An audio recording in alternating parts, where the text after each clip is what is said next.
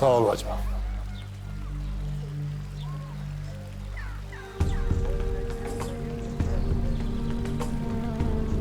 Abla, bir meleğe bak istersen ha. Artık vakit geldi.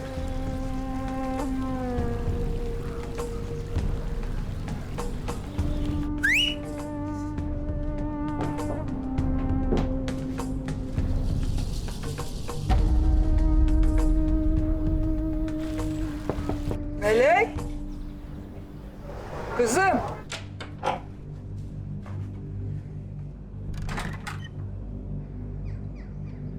Melek. Kızım hazırlanmamışsın daha. Ay, erkek tarafı geldi.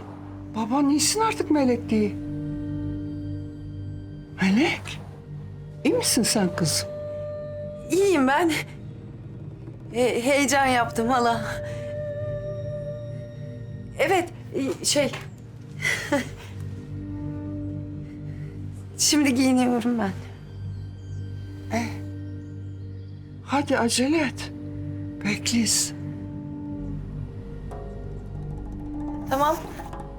5 dakikaya hemen iniyorum halacığım.